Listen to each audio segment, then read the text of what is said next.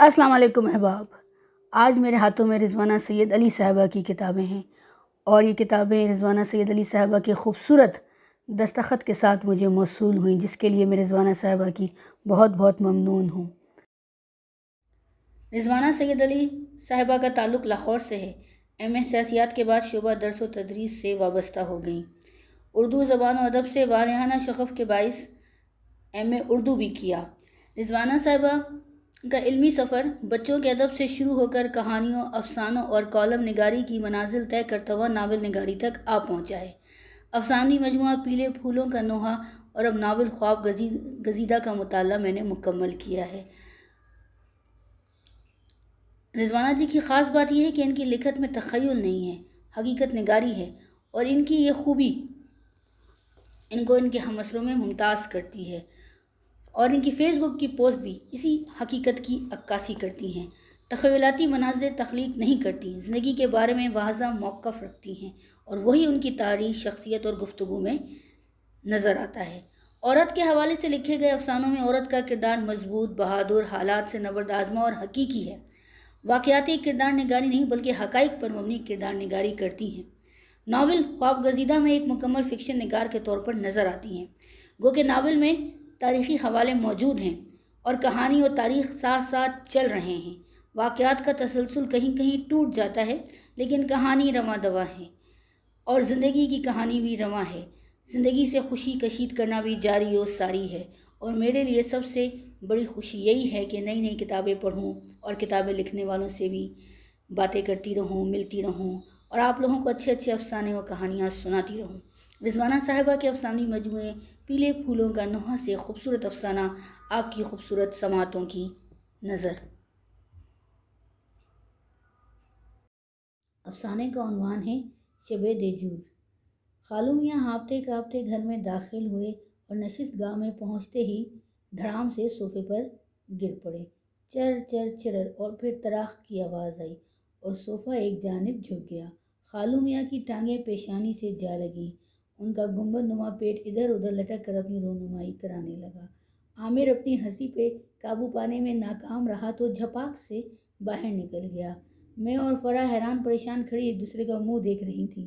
خالو میاں کے منہ سے عجیب عجیب آوازیں نکلنے لگیں. اماں باورچی خانے سے دوڑی چلی آئیں.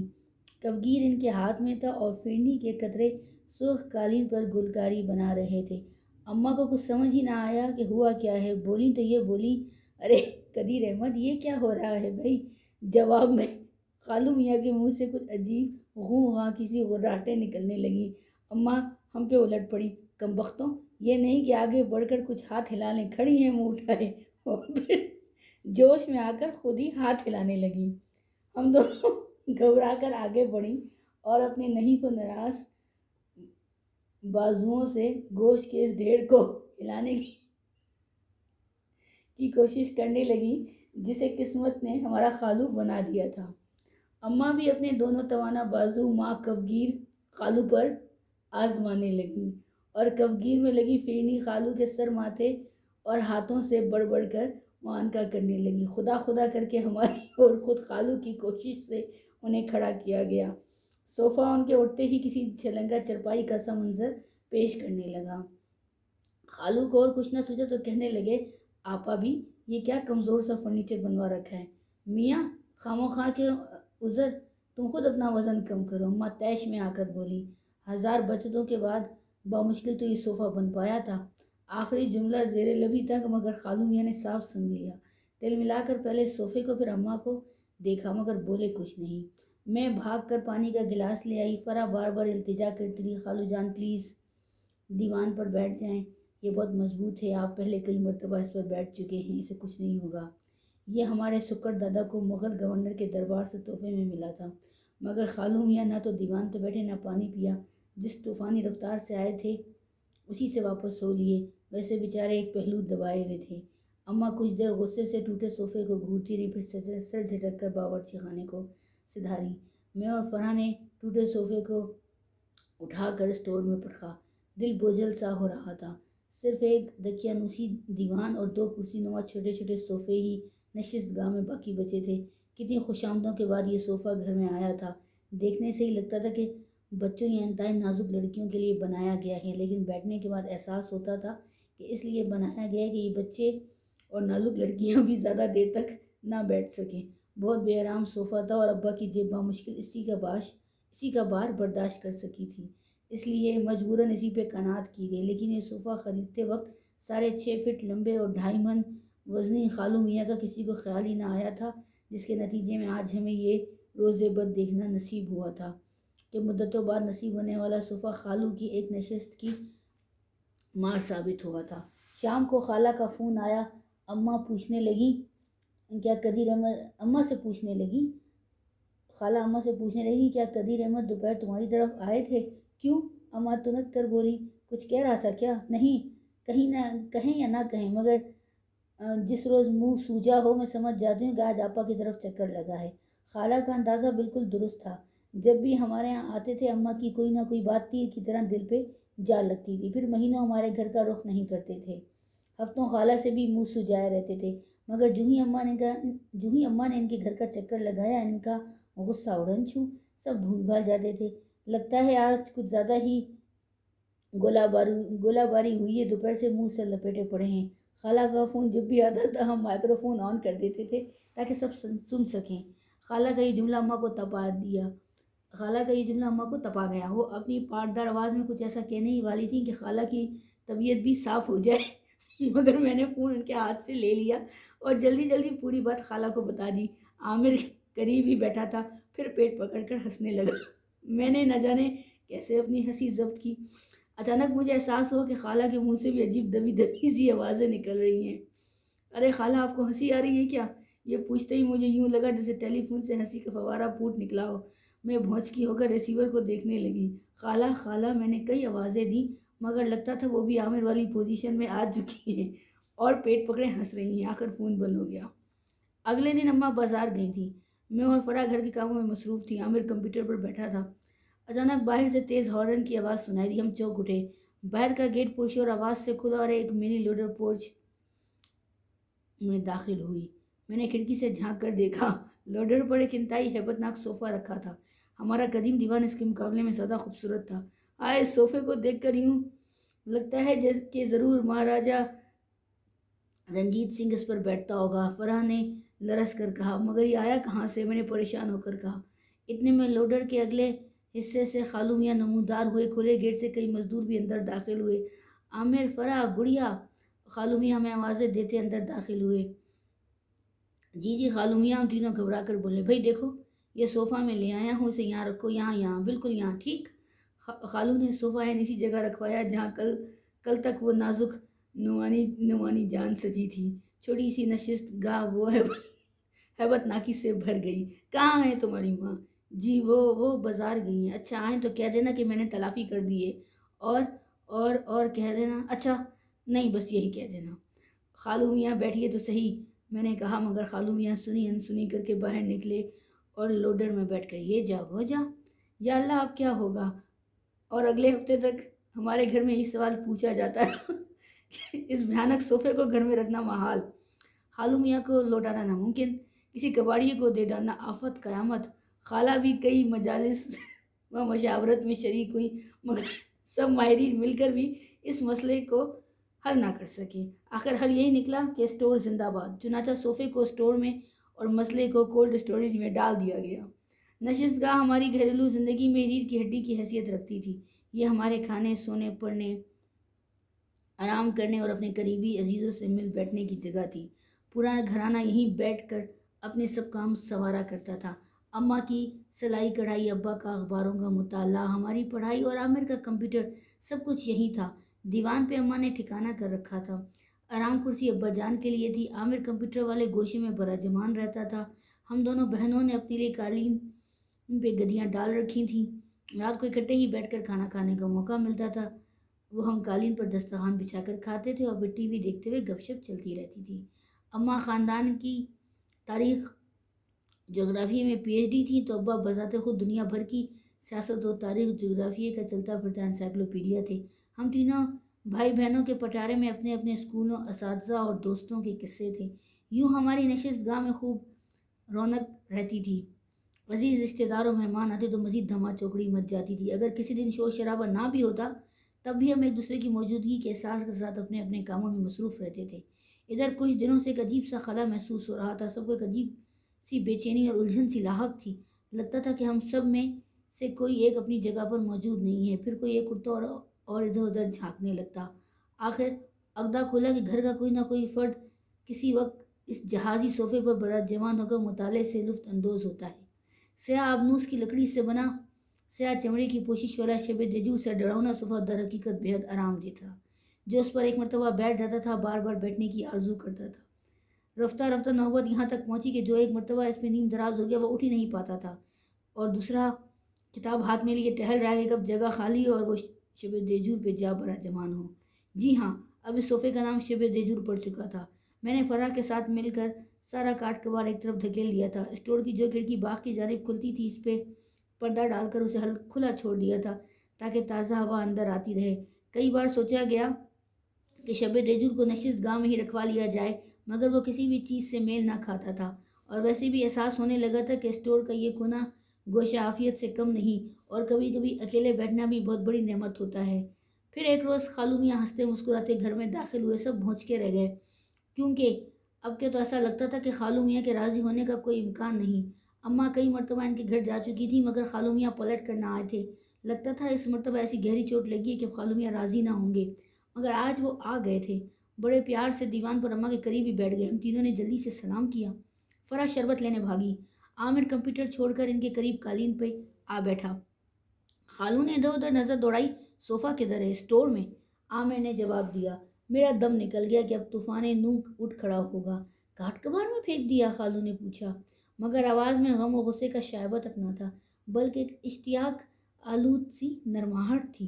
ہم نے حیرت سے ایک دوسرے کی طرف دیکھا۔ اماں بے نیازی سے سبزی کاٹتے ہوئے بولی، ارے نہیں قدیر احمد، سبھی اس نگوڑے شب دجور پہ فدا ہو گئے۔ شب دجور؟ خالو کا منہ کھلا رہ گیا۔ میرا کلیجہ پھر حلق میں آن اٹکا کہ تب نہیں تو اب ضرور طوفان نوح اٹھے گا۔ عامر پہ حسب معمول ہنسی کا دورہ پڑنے کے آثار نمودار ہو گئے۔ وہ ہونٹ پیچھے پیٹ دبائے اٹھا اور کمپیوٹر کارنر کی طرف مڑ گیا۔ ارے ہاں، وہی کم وقت کالے توے جیسا صوفہ، اماں رسان سے بولتی نہیں۔ نالائکوں نے ہر دم شب دجور کی رٹ لگا کر میرے منہ پر بھی چڑھا دیا ہے۔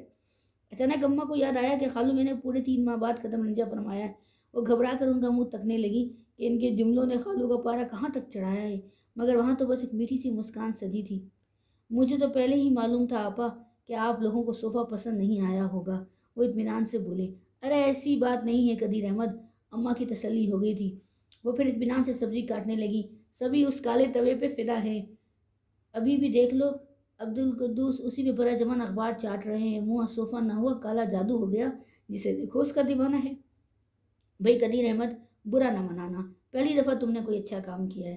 ارے یہ تینوں مل کر کتنی بھی دھما چوکڑی مچائیں کچھ اثر ہی نہیں، نرم و ملائم ایسا جیسے ماں کی گود۔ کئی مرتبہ میں بھی بیٹھ چکی ہوں۔ بیٹھنا کیسا؟ ارے ایسا جہازی سائز ہے کہ خوب پھیل پھیل کر سونے کو جی چاہتا ہے۔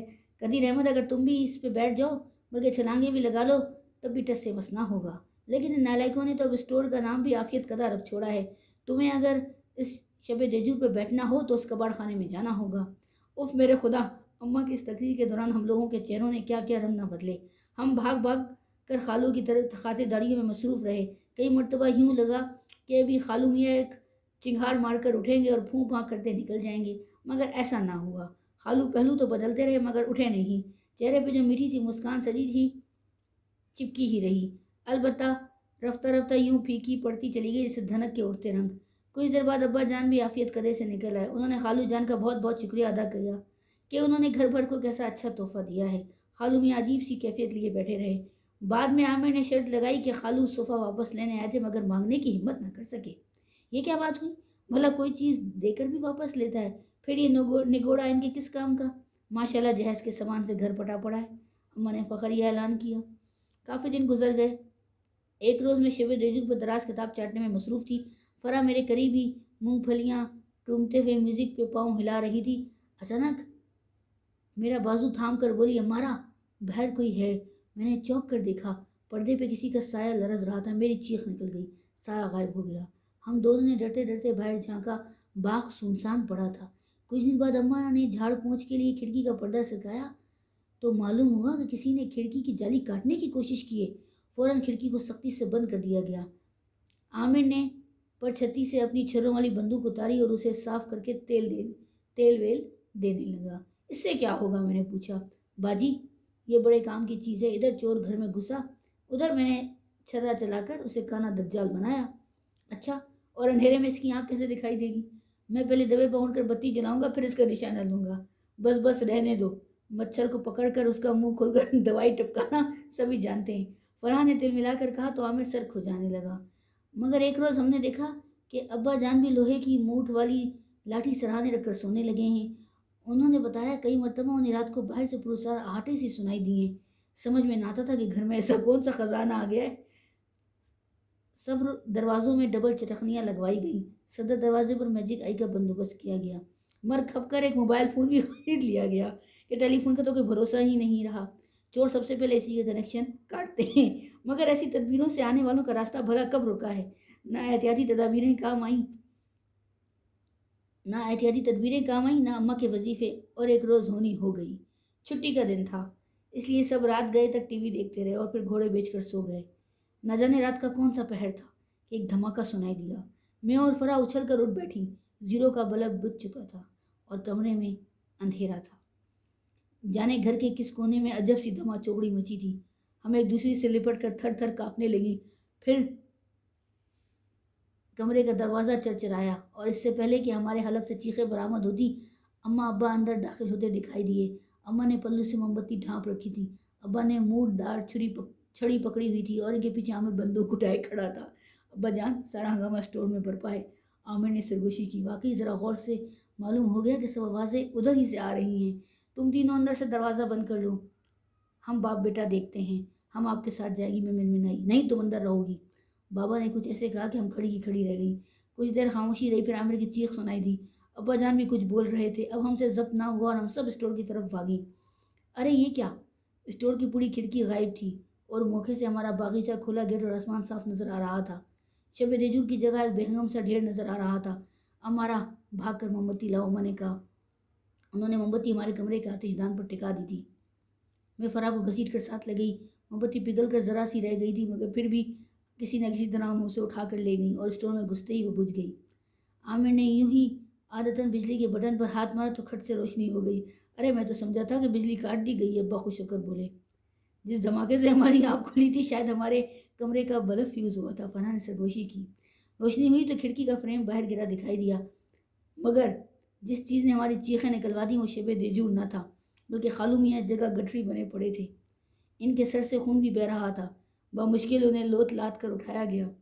बड़ा दरवाज़ा और स्टोर बंद कर दिया गया। खालू मियाँ के मुंह पर पानी के छींटे मारे गए। फरहान ने उनकी मरहम पट्टी की। चोट ज़्यादा गहरी न थी। आखिर खुदा खुदा करके खालू मियाँ आवासों में आ गए और फिर उन्होंने अजब कहानी सुनाई। इस रोज़ अम्मा का ताना खालू को बहुत नागवार गुजरा था। अगले दिन ऑफिस गए तो देखा इनके चंद मुलाजिम बहुत से काट कबार इकट्ठा करके एक जगह ढेर कर रहे हैं। मालूम हुआ कि पुराने सामान की नीलामी होने जा रही है। वहीं खालू मियाँ को शब देजूर नजर आया। उन्होंने ऑफिस वालों से दरख्वास्त की कि इसे नीलामी में रखने के बजाय खालू मियाँ के हाथ फरोख्त कर दिया जाए। स्टोर कीपर ने 200 रुपये लेकर सोफ़ा इनके हवाले कर दिया। खालू मियाँ आसार कदीमा के महकमे में मुलाजिम थे। एक रोज़ डायरेक्टर साहब ने उन्हें तलब किया और शब देजूर के मुतालिक पूछने लगे। खालू मियाँ डर गए कि शायद कोई गैर कानूनी काम हो गया है। डायरेक्टर ने बताया कि वो सोफ़ा किसी तारीखी इमारत के फर्नीचर का हिस्सा था और इसे खुसूसी सफाई के लिए वहाँ लाया गया था। मगर अचानक डायरेक्टर साहब को किसी काम से कराची जाना पड़ गया और किसी अहमक ने सोफ़े को फालतू समझकर स्टोर में डलवा दिया, जहाँ पहले ही नीलामी का सामान पड़ा था। डायरेक्टर साहब दौरे से वापस आए और सोफ़े के बारे में पूछ पड़ताल की तो उसका कोई सुराग ही ना मिला, क्योंकि स्टोर कीपर का इस रोज़ दफ्तर में आखिरी दिन था जिस रोज़ नीलामी हुई थी। डायरेक्टर साहब को तो पसीने छूट गए, क्योंकि वजारत की तरफ से ख़त आया था कि जो सोफ़ा खुसूसी सफाई के लिए भिजवाया गया था उसे फिलफौर वापस किया जाए। तलाश बसियार के बाद स्टोर कीपर का सुराग लगाया गया तो उसने बताया सोफ़ा तो नीलामी में रखा ही नहीं गया, तो ये तो आप जनाब ले उड़े थे। हैं? डायरेक्टर साहब ने गोल गोल आंखें घुमाई। कहाँ है वो सोफ़ा? तोबा, किस कदर ख्वारी हुई है। अब खालू मियाँ के गड़बड़ाने की बारी थी, मगर उनकी रोदात सुनकर डायरेक्टर साहब बोले, खुदा का शुक्र अदा करो मियाँ, दोनों की नौकरी बच गई है। अगर सोफ़ा ना मिलता तो मेरी तुम्हारी दोनों की छुट्टी हो जाती। अब ऐसा करो कि वो सोफ़ा जल्द अज जल्द दफ्तर वापस لے آؤ۔ خالو میاں کا خیال تھا کہ صوفہ انہیں بآسانی واپس مل جائے گا، مگر اس روز جب وہ ہمارے گھر آئے تو اماں کی تقریروں ابا کے شکریہ کے سامنے کچھ بول ہی نہ سکے۔ اب ادھر روز ڈائریکٹر صاحب کا تقاضا، ادھر صوفہ واپس مانگنے کی ہمت ہی نہیں۔ آخر تک آ کر خالو میاں نے صوفے کو اڑانے کا فیصلہ کر لیا اور اس مقصد کے لیے محلے کے ایک بے روزگار مجنوں کو پھانسا۔ خیال تھا کہ 400-500 روپے لے کر وہ صوفہ پار کر لائے گا، مگر وہ تو کسی گینگ کا کارندہ نکلا۔ معلوم نہیں کیا سمجھ بیٹھا کہ صوفے میں جانے کون سے ہیرے پنے جڑے ہیں جو اسے ہی اٹھوایا جا رہا ہے۔ اس نے اپنے گینگ کی مدد سے بہت پلاننگ کے ساتھ صوفہ اڑانے کی سوچی اور کئی مرتبہ ہمارے گھر کے چکر لگائے، مگر ہماری چوکسی کی وجہ سے گھر کے اندر گھسنے میں ناکام رہا۔ دوسری طرف خالو میاں کے ڈائریکٹر سب پھرنائے ہوئے تھے۔ انہیں سمجھ ہی نہ رہا تھا کہ آپا کے گھر سے صوفہ اٹھوانے میں کیا قباحت ہے۔ انہوں نے خالو میاں کو آخری وارننگ دی تھی کہ کل صوفہ دفتر میں ہونا چاہیے۔ آج رات خالو میاں لوڈر لے کر آئے تھے اور چپکے چپکے گھر میں گھسنے کی کوشش کر رہے تھے کہ ہنڈوں کا گینگ بھی حملہ آور ہو گیا۔ آج وہ پوری تیاریوں کے ساتھ آئے تھے۔ انہوں نے کھڑکی کا پورا فریم اتارا اور شب دیر کو قابو کر لیا۔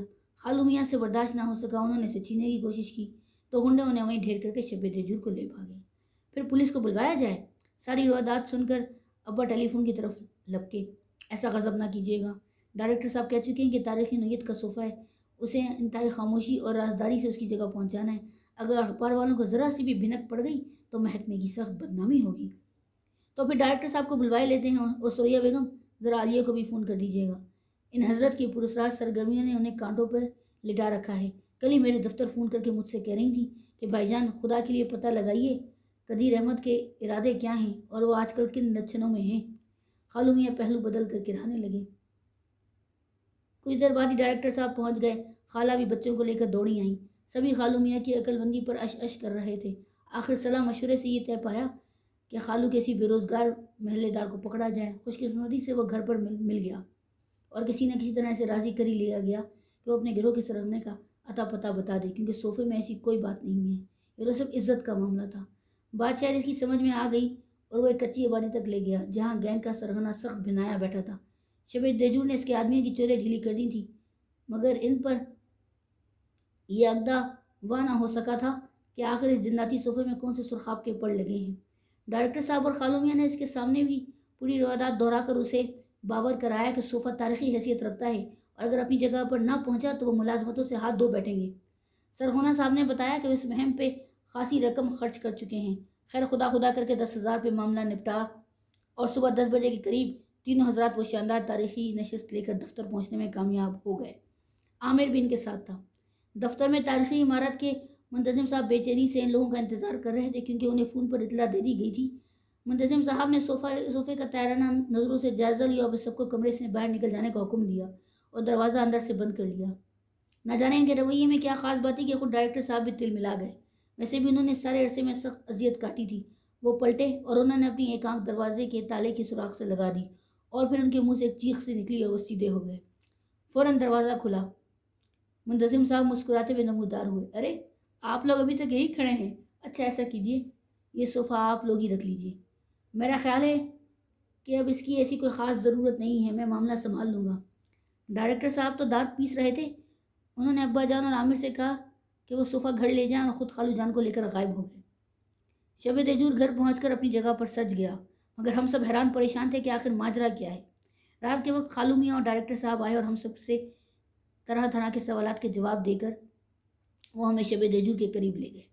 اس کا خوب اچھی طرح معائنہ کیا گیا، اس کی رگ رگ کو ٹٹولا گیا اور آخر ایک پائے پر سیاہ پوشش کے بالکل قریب نقطے برابر ایک ایسی کمانی دریافت کی گئی جو چمڑے ہی کا ایک ریشہ معلوم ہو رہی تھی۔ اسے دباتے ہی کھٹ کی آواز سے صوفے کے نچلے حصے میں ایک ایسا خانہ نمودار ہوا جو بالکل خفیہ تھا۔ کمانی دوبارہ دبا دو تو خانہ پھر سے بند، اب چاہے جیسے رکھو یا پٹکو کوئی سراغ نہیں، کہیں کسی پیوند یا جوڑ کا احساس تک نہیں۔ ڈائریکٹر صاحب نے جو ہی تالے کے سراغ سے آنکھ لگائی تھی تو انہوں نے منتظم صاحب کو پلک جھپکتے میں ایک تھیلی سی شب دیجور سے برآمد کر کے جیب میں ڈالتے دیکھا تھا اور انہیں کچھ کہانی سمجھ میں آ گئی تھی۔ دفتر پہنچ کر انہوں نے کسی نہ کسی طرح منتظم صاحب کے چپراسی کو بھیج بلوایا اور آخر اسے اصل قصہ کہلوانے میں کامیاب ہو ہی گئے۔ اس تاریخی عمارت میں ابھی بھی کہیں کہیں قیمتی پتھر جڑے تھے۔ وہ صاحب چپکے چپکے انہیں کھرچتے اور ایک تھیلی میں بھر کر شب دیجور کے خفیہ خانے میں چھپا دیا کرتے تھے، کیونکہ اس تاریخی عمارت سے باہر نکلنے پر ہر شخص کی جامع تلاشی ہوا کرتی تھی۔ اس لیے منتظم صاحب نے یہ چکر چلایا تھا۔ ان کا خیال تھا کہ عمارت میں جتنے بھی قیمتی ہیرے کہیں نہ کہیں جڑے رہ گئے ہیں، جب تک سب نہ اتار لیے جائیں تب تک شب دیجور سے اچھا خفیہ ٹھکانہ کوئی نہیں۔ پھر کسی روز یہ بھی سوچ لیا جائے گا کہ ہیروں سے بڑی تھیلی کو عمارت سے باہر کیسے لے جایا جائے۔ ایک مرتبہ انہیں سرکاری دورے پر چند روز کے لیے جانا پڑا تو کسی نے فرنیچر کی دیکھ بھال اور پالش کے سلسلے میں سالانہ کارروائی کے نتیجے میں شب دیجور کو بھی باقی فرنیچر کے ساتھ مذکورہ محکمے میں بھجوا دیا اور وہاں سے نہ جانے کس طرح وہ نیلامی کے سامان تک جا پہنچا۔ منتظم صاحب نے ایسا چکر چلایا کہ ڈائریکٹر صاحب بیچارے ان کے جھانسے میں آ کر دن رات کی محنت کے بعد شب دیجور کو برآمد کر ہی لائے۔ لیکن اس ساری تگ و دد کا کیا انجام نکلا کہ منتظم صاحب آرام سے ہیروں کی تھیلی نکال لیں گے۔ خالو میاں یعنی کہ ڈائریکٹر صاحب آج بھی سر پیٹا کرتے ہیں، لیکن شب دیجور اب ہم سب کی آنکھ کا تارا ہے۔ اس کے خفیہ خانے میں میرے چاندی کے کڑے، اماں کا اکلوتا طلائی گلو بند اور عامر کا سونے کا تمغہ رکھا ہے کہ ہمارے گھر کا کل اثاثہ یہی ہے۔ افسانے کا اختتام۔ بہت بہت شکریہ۔